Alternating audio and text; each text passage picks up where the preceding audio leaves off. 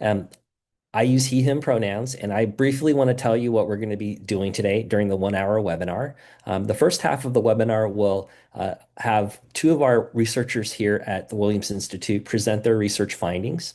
The second half of the webinar will include a panel discussion, including two of our distinguished guests, Cheryl Wayland and Jerry Walker.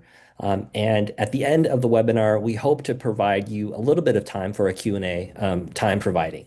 So what I'm going to ask the panelists to do now is to come on camera and introduce themselves. And I will begin with asking Cheryl to introduce themselves. Thank you so much, GM, for inviting me here today. It's really a pleasure to join you all. I'm Cheryl Wayland. I use she, they pronouns, and I'm the Senior Director of Special Initiatives and Partnerships with SAGE. And SAGE is the country's largest and oldest organization dedicated to providing advocacy and services to LGBTQ plus older adults.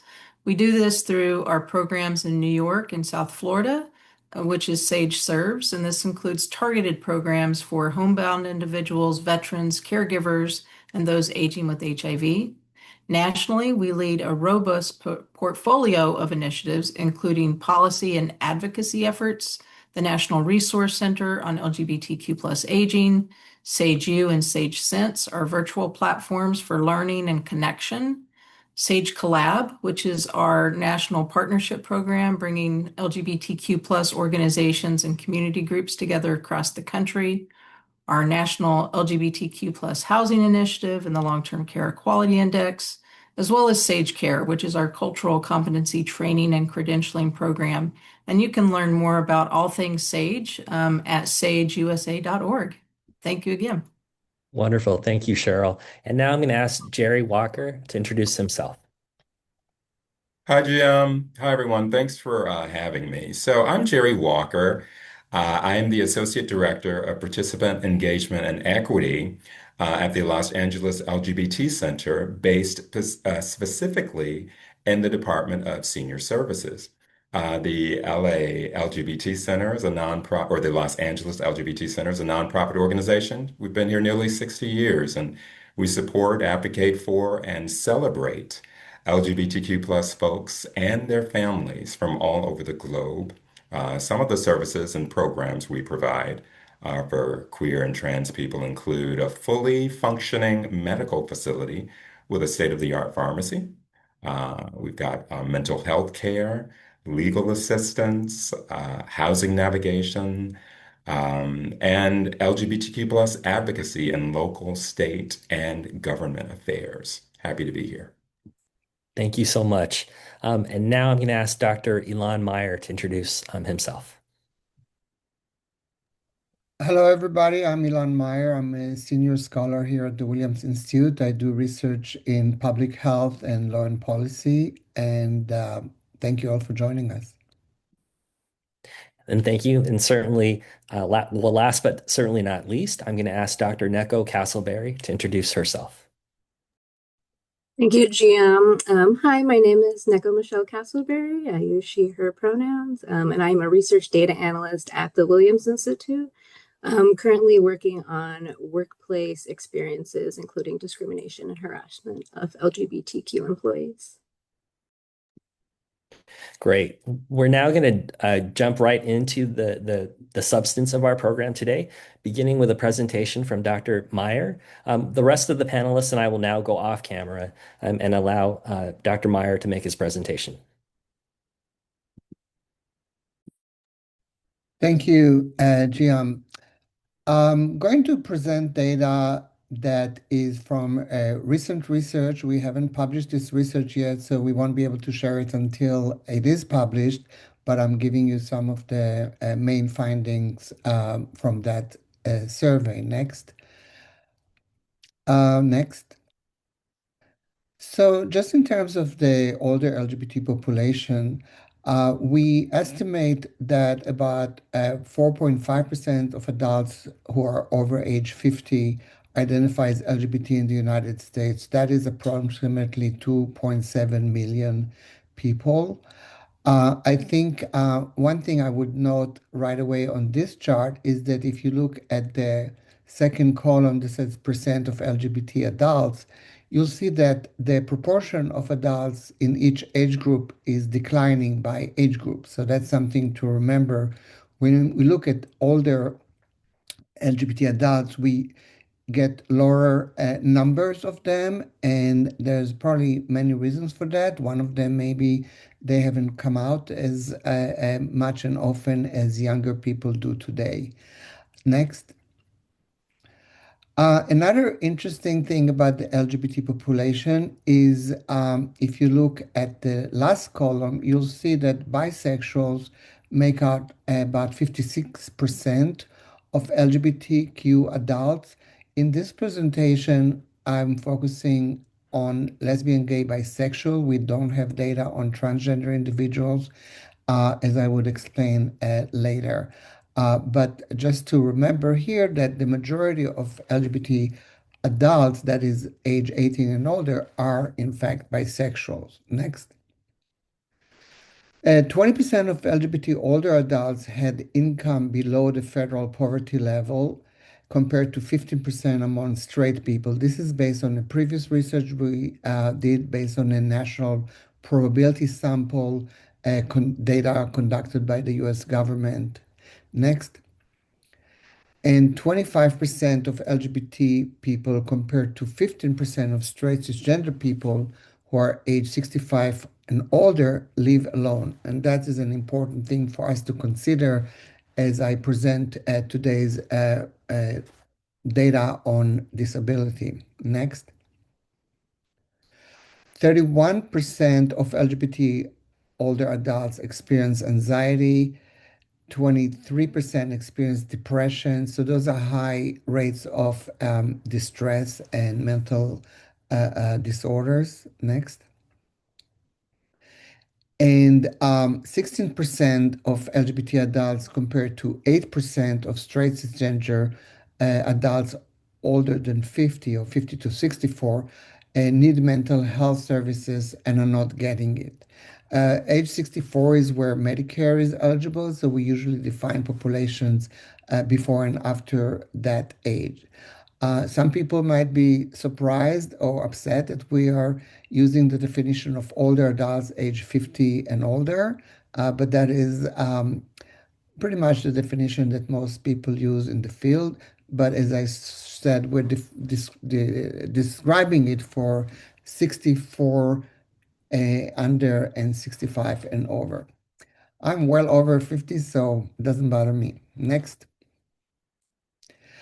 The health prevalence of disorders in LGBT older adults from, again, previous studies shows that LGBT older adults have higher prevalence of poor health, depression, disability, chronic conditions such as asthma and pain, cognitive impairment, relative to non-LGBT older adults. You'll see that sometimes I use LGBT and sometimes I use LGB. This is regarding the data source that we have, which doesn't always, or maybe I should say rarely, in government statistics include transgender people. But again, we'll talk about that in a minute. Next. So this is the new study that we're doing. This is based on the 2023 National Survey of Older Adults. Next. And this study is called the Health and Retirement Study. It's conducted by the US government. It's a very big study. The sample that we used here includes 11,142 adults aged 56 and older.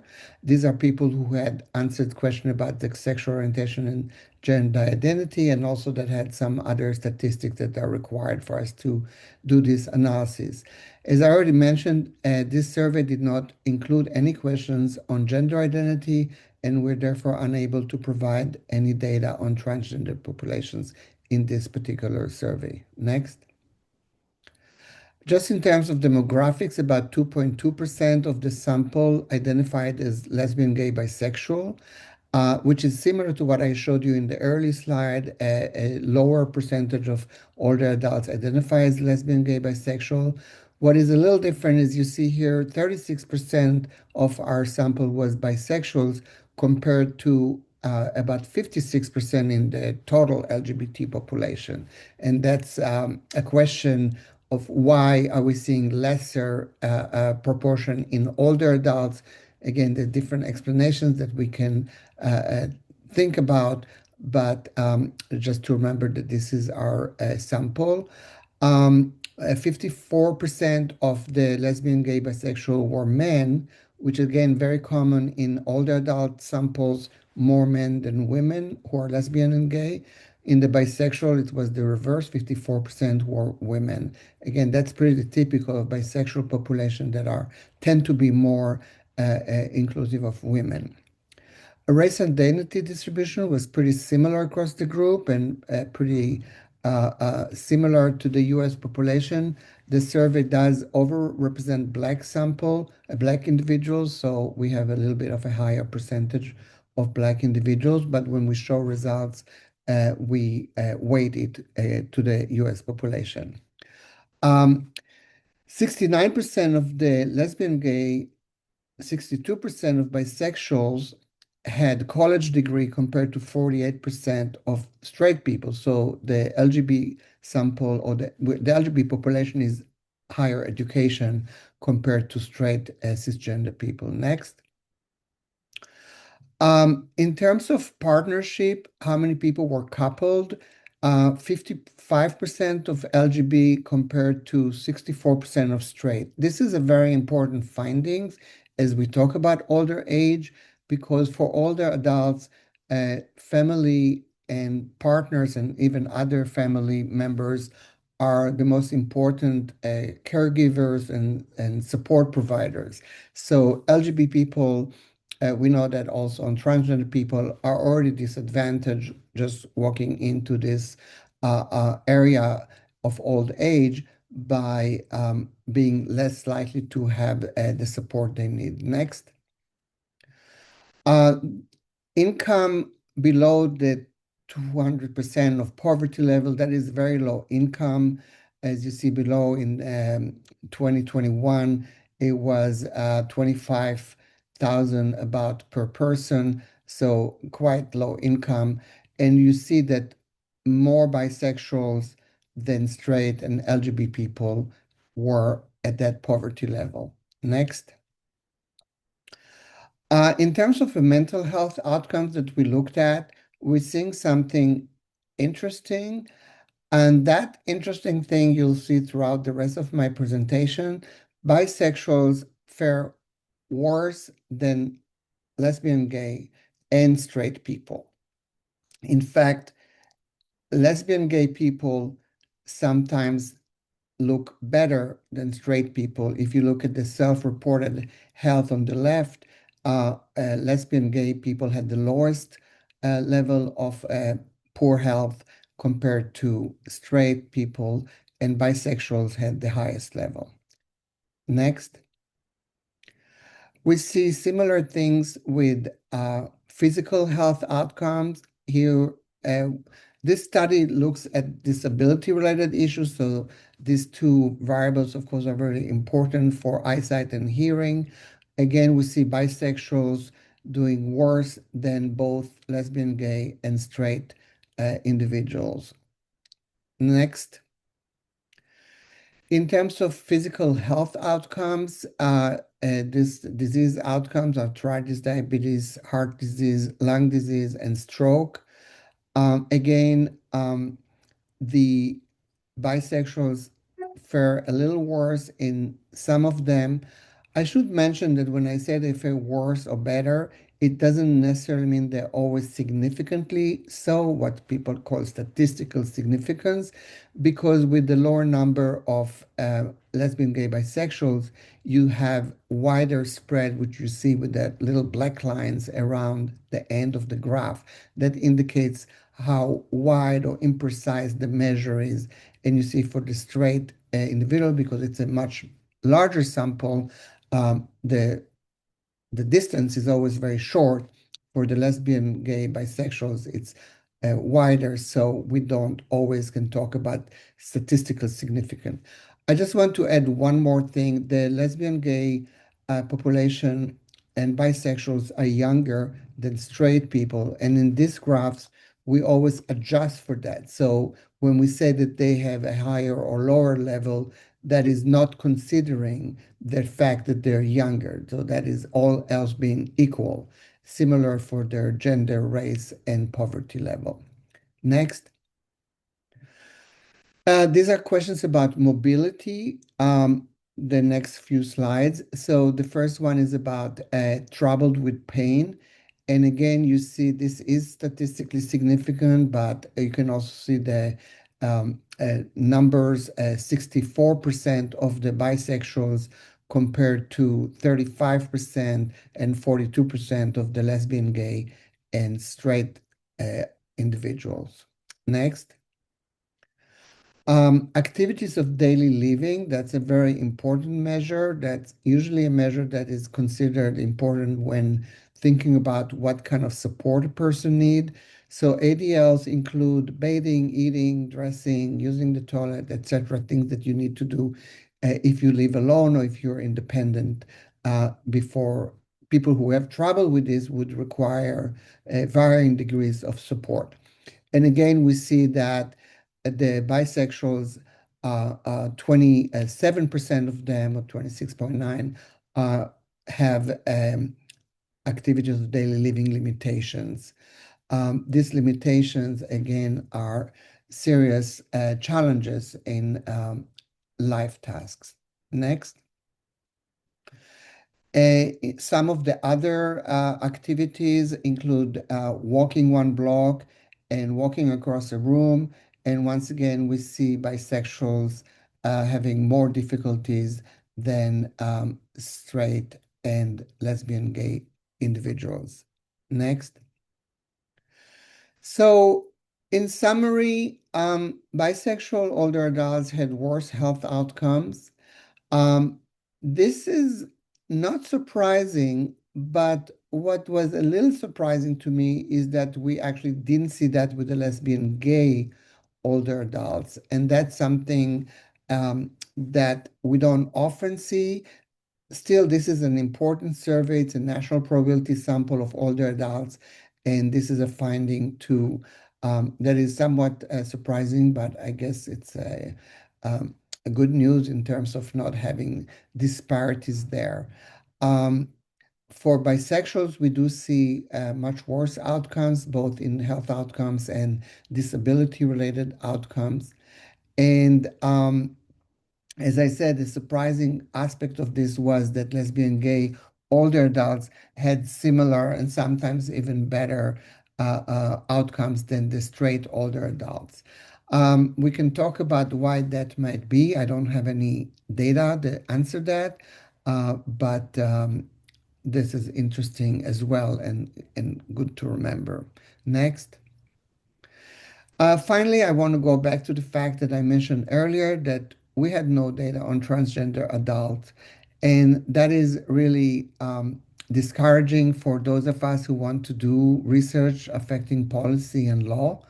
And of course, as some of you may already know, this has gotten a lot worse under the Trump executive orders that came up in the beginning of last year.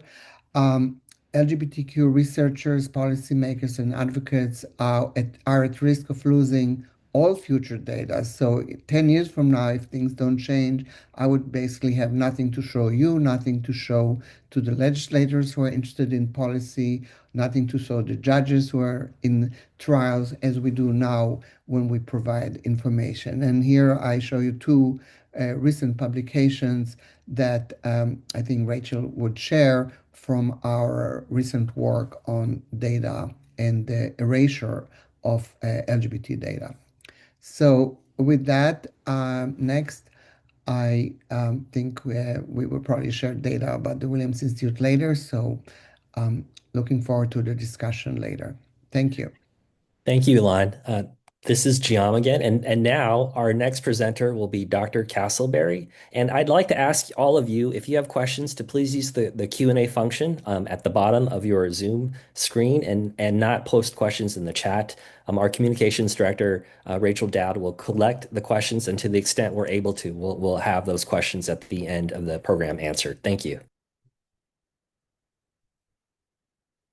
Great. Thank you, Gia. As I mentioned before, my name is Neko, and I will be presenting findings on the workplace experiences of older LGBTQ employees.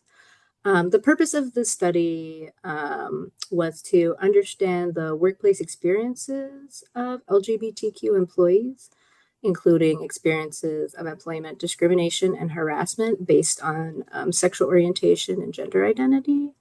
In the summer of 2023, we conducted a survey of US adults who identified as LGBTQ. This survey was largely based on a prior survey we conducted in 2021, focusing on employment discrimination against LGBTQ people.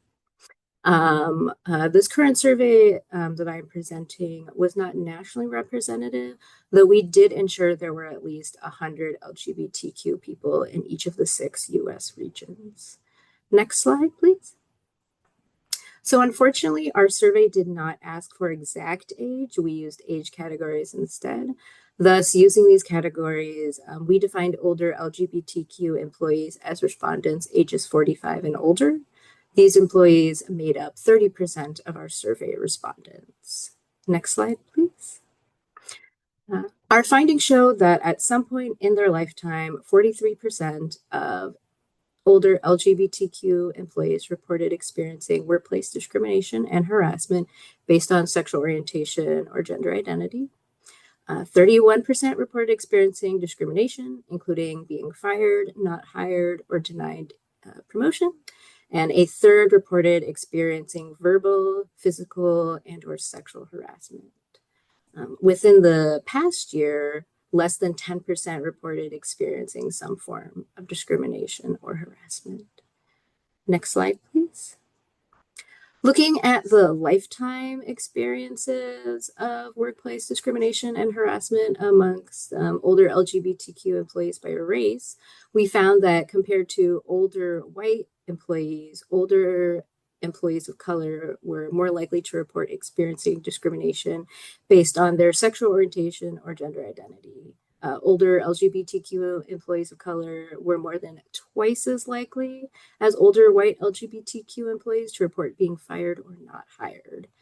These were the only statistically significant differences between older white LGBTQ employees and older LGBTQ employees of color. There were no statistical significant differences between older cisgender men or cisgender women. And unfortunately, we did not have a large enough trans and non-binary population to do any comparison between the cisgender LGB participants and the trans and non-binary participants. Next slide, please. So our study also asked respondents about their workplace experiences based not only on sexual orientation and gender identity, but also on their other intersecting identities, including age. We found that amongst older LGBTQ employees, more than 10% reported experiencing some form of discrimination and harassment based on their LGBTQ identity and their age. These experiences included being fired, not hired, not promoted, verbally harassed, and physically harassed or assaulted. Next slide, please. When asked about whether they were out to their coworkers at their current job, more than 3/4 of older LGBTQ employees reported being out to anyone in their workplace, including 57% who were out to their supervisor and 76% who were out to any of their coworkers. On one hand, these findings may be a sign that older LGBTQ employees feel comfortable being out at their current job. 2/3 of older LGBTQ employees reported that their current workplace was supportive of LGBTQ people generally. On the other hand, our study found that LGBTQ employees overall who were out to anyone in the workplace were twice as likely to have experienced discrimination or harassment because of sexual orientation or gender identity compared to those who were not out to anyone at the workplace. Next slide, please. Finally, prior research shows that experiences of discrimination and harassment negatively affect the well being of LGBTQ employees, which in turn can negatively impact employers by affecting retention. Almost 30% of older LGBTQ employees reported ever leaving a job or looking for a new job due to how they were personally treated for being LGBTQ. And a third reported looking for a new job due to the general workplace environment regarding LGBTQ people. Overall, our findings highlight that older LGBT people have previously experienced and continue to experience discrimination and harassment in the workplace based on their LGBTQ identity, and that employers need to do more to support their older LGBTQ employees and protect them from these experiences. Thank you. Terrific. Thank you. And so now we're going to move into the panel discussion portion of our program today. And I'm going to ask all our panelists to come back on camera.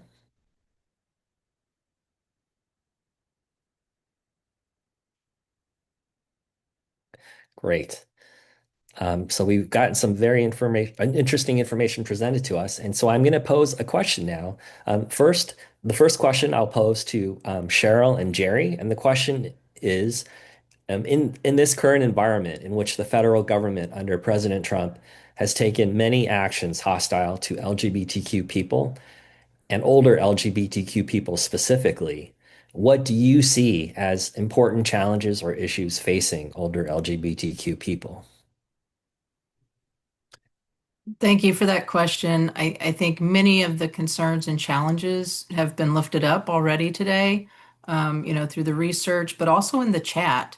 And, some of the things that were really bubbling up in the chat were things around housing stability, food security, access to Medicare and Medicaid, workplace security. All of these things are areas that SAGE is very concerned about.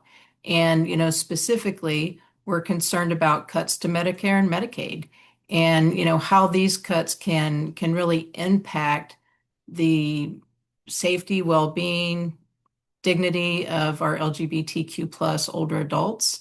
Um, you know, with these cuts, we could see, people losing access to long-term care, access to health services, life-saving medications that so many of our adults rely on.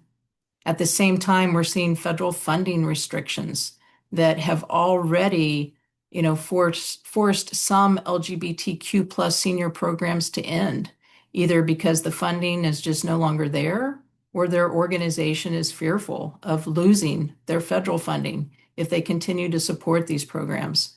This can lead to increasing isolation and reducing the critical supports that our LGBTQ plus older adults rely on at the community level. We're also seeing attacks on gender affirming care, not only for youth, but also our older adults. And our older adults are oftentimes left out of that conversation. And it's something that I hope that we'll continue to lift up and really take seriously when we hear about, these attacks on gender affirming care. We also know that housing is becoming more unstable, and we've seen recent actions by HUD designed to weaken the enforcement of the Fair Housing Act that really leaves many of our older adults, again, vulnerable and, facing possible discrimination when accessing housing. And finally, the removal of sexual orientation and gender identity from federal data and policies erases our communities from view. And without data, disparities can go unaddressed and resources become harder for us to secure in our work. So together, these policies are really, reducing access to care, increasing housing insecurity, and erasing the visibility of our communities. And so those are some of the concerns that I have right now. And Jerry, do you have anything to add?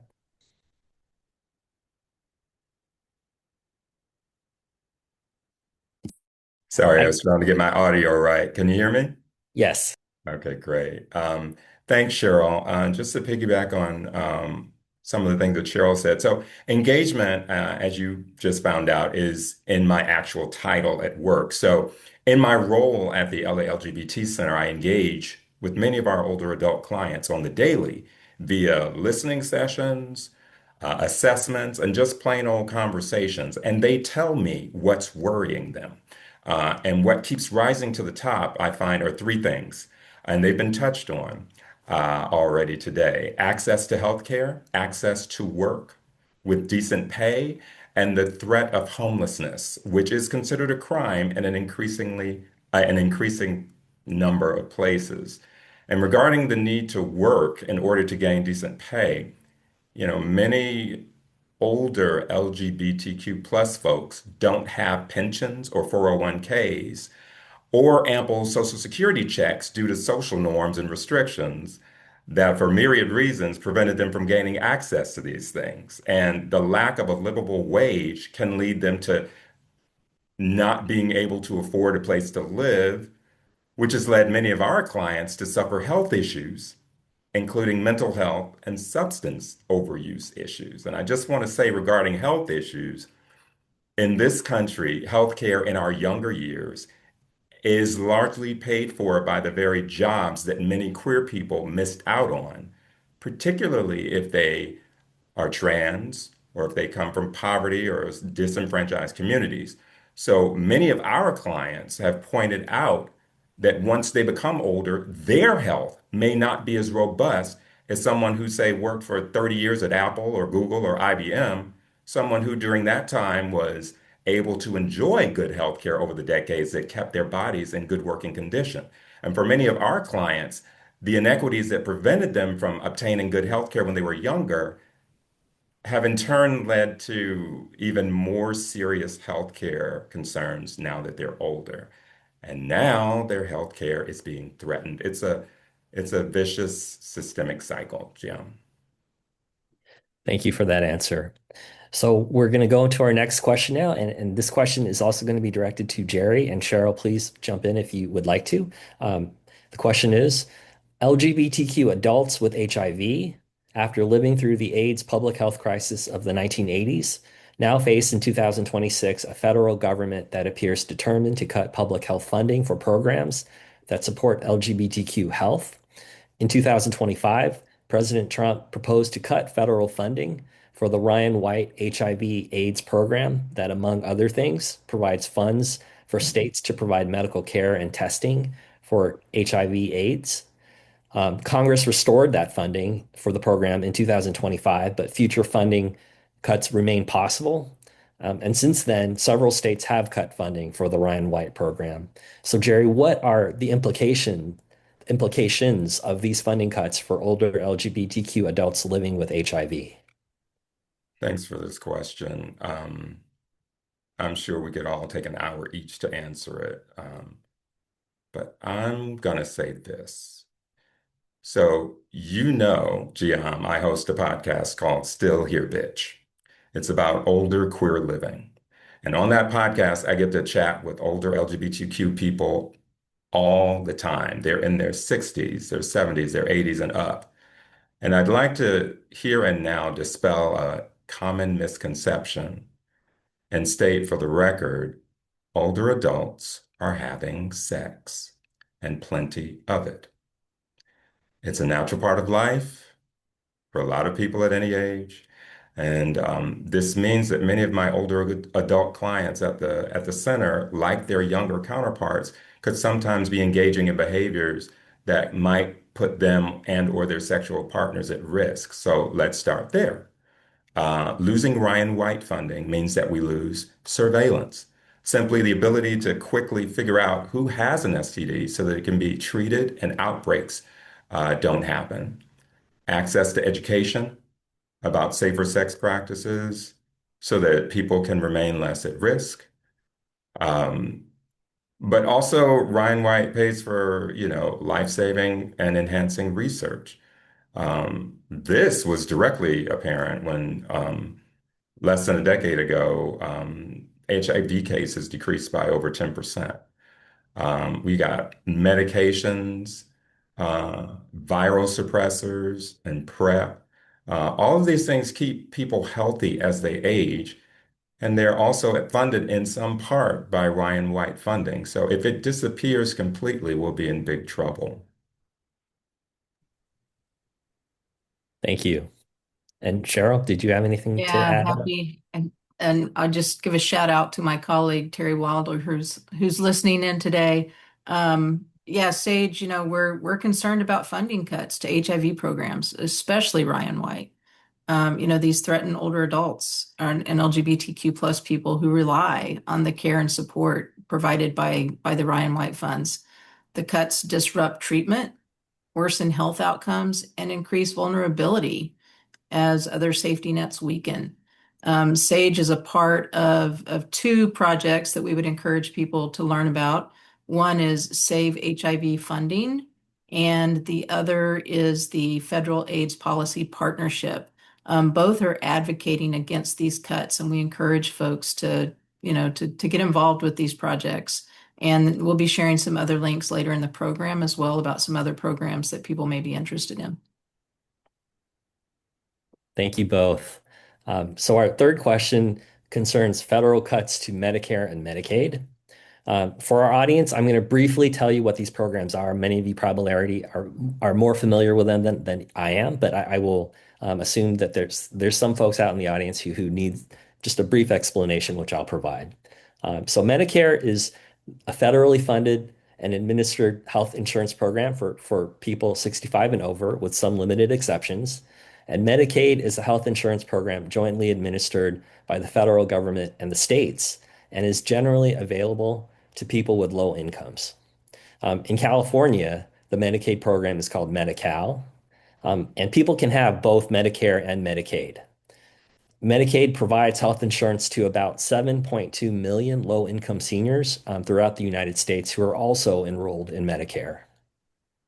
And so the federal government in the past year and a half has passed a bill that will cut Medicare funding. And in the past month, the Trump administration has now promised to cut federal Medicaid funding because of allegedly fraudulent billing by medical providers and lax state oversight of the Medicaid funds. Vice President Vance has stated specifically in the instance of California that the federal government intends to withhold 1.3 billion from this year's California Medicaid funding. So, Jerry and Cheryl, what will be the expected impacts of this cut in funding in Medicaid on older LGBTQ adults? I'll go. So at the end of 2024, over 70 million people were enrolled in Medicaid. That's over a fifth of the United States population. And in California, and at the LGBT Center, the Los Angeles LGBT Center, our older adults will feel the impact. Many of our clients at the center are disabled, and they receive medical bill pay and assistance via Medicaid. When Medicaid is cut, it deeply affects our ability, or I'm sorry, our ability, or their ability, I should say, to receive proper care because they simply can't afford it anymore. And the same goes for our older queer adult members who rely on mental health services, as we mentioned before, substance abuse and overuse programs, dementia treatments, even diabetes treatments. All of these things can have a Medicaid component to them. So yeah, our members, our clients, they're worried. Cheryl, I'm interested in what you're going to add to this. Yeah, definitely. I think all the things that Jerry just mentioned, thinking about California, these same concerns are across the country. And so every older adult who, is thinking about how do I pay for my basic needs? What happens if we see this reduction in services and supports through Medicare and Medicaid? This really becomes a concern in so many areas. And, SAGE has done some work with justice and aging. And I see that Denny Chan has actually shared some thoughts here as well. We've developed some fact sheets and also done some webinars with justice and aging that really go into in-depth details about some of the concerns that are being raised right now for LGBTQ plus elders. So I would encourage folks to, look at some of that information that's out there as well. We have many resources through the National Resource Center at SAGE. where you can find information on some of the fact sheets and as well as webinars that we've done on these topics. Thank you. Um, Next question. So again, Jerry and Cheryl, what are actions that state and local governments can take to better support their older LGBTQ community members? I can jump in first on that one, Jerry, if you want me to. Some of the actions that we've identified, we really encourage uh, local and state organizations to reach out to your LGBTQ plus communities in your states. SAGE has a network of over 120 local LGBTQ plus organizations and support groups who are doing work at the local level. We encourage you to reach out to those groups, be in community with them. Ask them to be engaged, with the advocacy efforts at the state and local level. If your state is working on a multi-sector plan on aging, we ask that you explicitly include outreach and services and strategies to support LGBTQ plus people and individuals living with HIV. SAGE has also worked with a number of states to implement LGBTQ plus long-term care Bill of Rights to ensure non-discrimination in care settings at the state level, as well as in some cities. If you're interested in that work, that's something that we can also support you in. And we also encourage, local and state governments to provide LGBTQ plus cultural competency training for your staff and for contracted organizations that you work with. Training that's available through Sage Care is one of those options. So, really just reach out to your local community as well and see what their needs are and make sure that their voices are being heard. Cheryl, I couldn't agree with you more. I loved what you said, especially in the beginning. I'm going to speak especially of and to our elected officials. You mentioned that we had some on the call, which is awesome. I'm going to ask, and this is directly from the mouths and hearts of our members here at the LA LGBT Center. Please try and make the effort to find, talk to, and listen to your older LGBTQ plus constituents and hear their stories. Um, Also, please attempt to um, make us feel welcome into your conversations. No one likes walking into an environment where you don't feel like anyone's trying to get to know you. Um, Cultural competency is so important, and so is respect. And that can be learned. So again, I love what Cheryl said about that. I encourage you to come to where we hang out, strike up a conversation. If you don't know where the good spots are, hit us up at Sage or at the LGBT Center, or ask some of your older queer friends. We'll tell you, and then take the results of those conversations back to the Hill and back to City Hall and use them to please promote understanding that will hopefully in the short and the long run influence change. Thank you. And if Dr. Castleberry or Dr. Meyer, if you have anything to add, feel free to jump in there. Um, Sure. I can go. I think something that state and local governments can do is definitely to enforce Bostock. And there's also the Age Discrimination and Employment Act. Yeah, I think that having local and state governments enforce those better and definitely make it clear to employers that in that discrimination based on sexual orientation, gender identity, and age are not acceptable in the workplace, and that there are repercussions for this. So hopefully that sort of trickles down to the employers who then start enforcing it in their own workplaces. Yeah, I think I'm concerned about long-term care, assisted living facilities, at-home care, any kind of care that is required for older adults when they get older.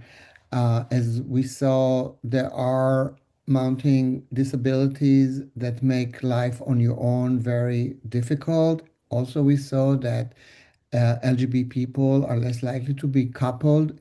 We also know that older, especially older adults, might not have the best relationships with the family of origin, which is again often the caretakers for older adult nieces, nephews, children.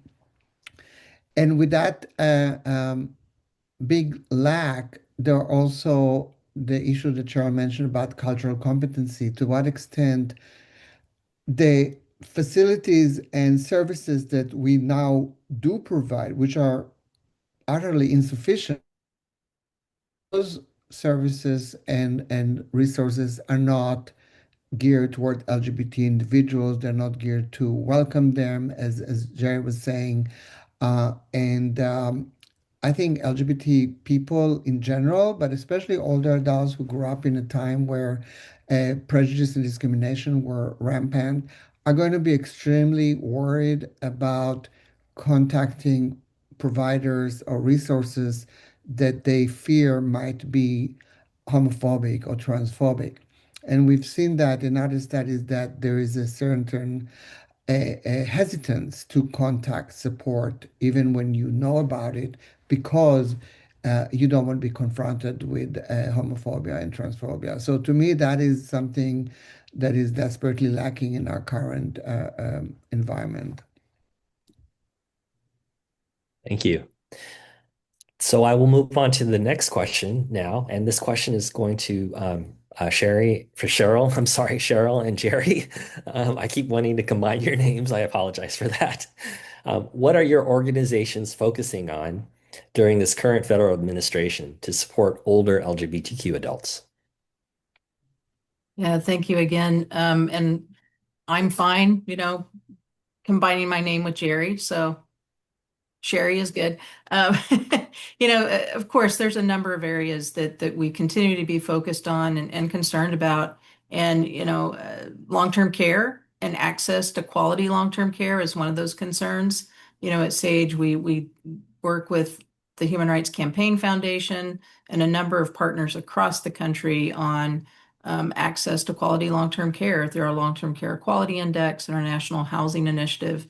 So we encourage folks to get involved with those programs as well. Additionally, we're concerned about things such as the reauthorization of the Older Americans Act, which is up for reauthorization, and that ensures that there's continued funding for programs such as senior centers and home delivered meals and caregiving support. The ongoing concerns around cuts to Medicare and Medicaid funding, again, HIV services. These are all things that we're tracking. And, there's a couple of events coming up that SAGE is a part of, including a webinar on the HUD Equal Access Rule. And then we're also part of a program called 7 Days in June. And both of those programs will have webinars on in the coming weeks. And I believe there's going to be a link provided in the chat where people can find out about those programs. And then also joining SAGE's Action Squad. We try to keep our community up to date on actions that need to be taken. And right now it's important that we stay engaged and know when we need to rally the troops to really stand up against some of the attacks that we're seeing towards our LGBTQ plus communities.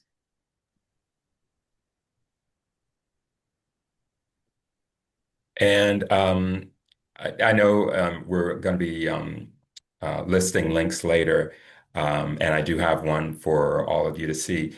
But yeah, at the Los Angeles LGBT Center, our policy and advocacy department is constantly uh, in Sacramento, as well as like attending city council meetings and taking private meetings and going to town halls to ensure that information floods the speakers about the implications of these cuts to the communities our elected officials serve. But also, there's a couple of investments that we're currently focusing on getting passed, and we'd love any of your support if you're so inclined. The first is a $35 million LGBTQ plus community center fund, which gets out ahead of many of our local queer centers potentially losing huge chunks of their funding, especially small centers.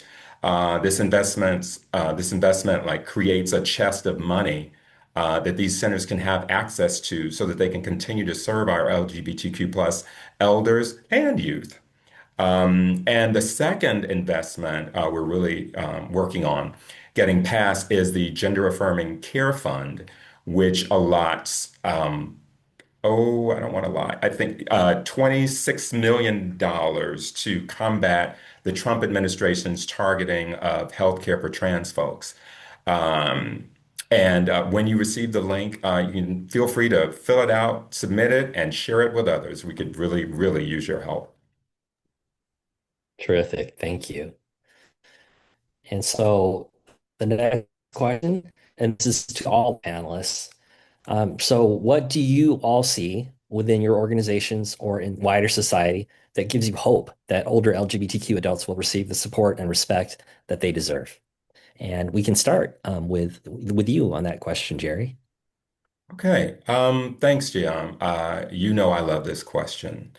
So in the last couple of years, especially since Trump's second term and Project 2025 became unleashed into the universe, um, I've noticed, or we've all noticed, that there is a significant feeling um, or sentiment of powerlessness in society. And I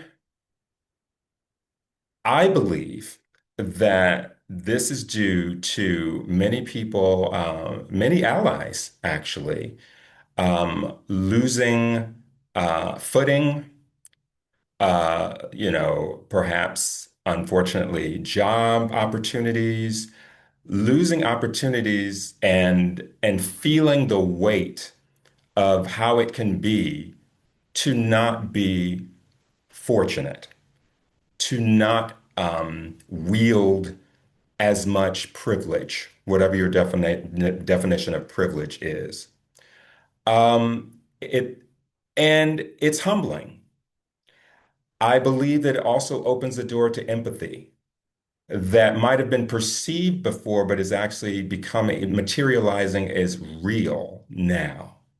I think that more people who can do more things and help and help others are experiencing things in their lives that help open their eyes to how this is really not working out for the rest of us.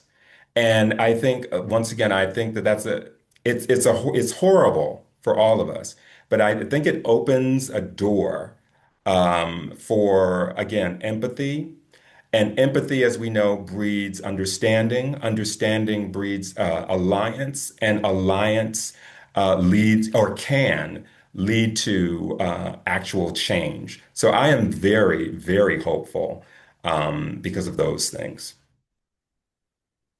Wonderful. Thank you. Cheryl, what about you? I, I find hope every day in the resilience of our community, of our LGBTQ plus elders who, have paved the way for the progress that we have seen and really continue to pave the way for us. Um, and then also just the broader aging network and partners, many of which are on this call today, who continue to reach out to be in community and to support our LGBTQ plus elders. That gives me hope. And I think every bit of hope that we can find, we need to hold on to today. And as we say at Sage, we refuse to be invisible. Wonderful. And so, Dr. Castleberry or Dr. Meyer, do you have anything to add before we go to the opening of the opening up to questions from the audience? Oh, I would just say Jerry and Cheryl and their organizations give me a lot of hope. Also, there have been a few very great new homes for older LGBT adults who need help. I've seen in my neighborhood in West Hollywood several older people who lost their homes and couldn't find new homes for any reasonable rent. And I think the housing crisis, as well as a crisis for older adults, um, is something that we're beginning to address, and that's really heartwarming to me to see, for me to see, both in LA, Chicago, Philadelphia, and I'm sure other places. So it gives me hope. Thank you. I think what gives me hope is webinars like this and ones that are held by some of our other participants in the chat. I think just being able to spotlight the needs, struggles of older LGBTQ adults is important. Just sort of raising awareness on this, especially to the people in power who can make changes, is very important. Great. We have time for a couple of questions, which we've gotten through the Q&A, which I'm now going to pose to the panelists. And this question asks, this person is curious to know what Sage and the LGBT Center panelists think about the findings for bisexual older adults. Are bisexual older adults a harder to reach population? I'll just quickly say that I recently had a cool conversation with a one of my bisexual colleagues, and they were talking about this very thing that they feel that bisexuals are bisexual people, I should say, um, are not as often recognized, sometimes even silenced when it comes to just, daily, not even medical or matters like this, just like in daily conversation. Their concerns are not addressed. They're seen as being, you know, uh, I don't know, unserious. Our society likes labels, and because they're constantly being pressured. This is their story to pick a label, if you will. Their societal clout and community is lessened. So I could definitely understand that, just knowing what I know about this individual and what he says. Thank you. Okay, so we have a final question that we have time for. It's 1 o'clock now, but we'll hit this last question. This is to Cheryl or Jerry again. Can you speak to the cuts to SNAP and its impacts on food access for older LGBT adults with no or low or moderate incomes? Again, this is very concerning when we think about food insecurity, for our communities. I just heard of a program in Dayton, Ohio that predominantly serves home delivered meals who is closing their doors after years and years of service. And so I think it's really important that we continue to advocate that these cuts stop, because it's only going to make our communities unhealthy, when we don't have access to programs such as SNAP and home delivered meals. So let's make sure that our voices are heard on these issues. Thank you. We've come to the top of the hour. That was a short hour with much important and interesting information presented. Thank you to all the audience members who joined us today for attending. Again, this was recorded and will be posted to the Williams Institute web channel. And thank you to all our panelists for a terrific panel today. We very much appreciate it. Thank Thanks, you. everybody. Thank you so much.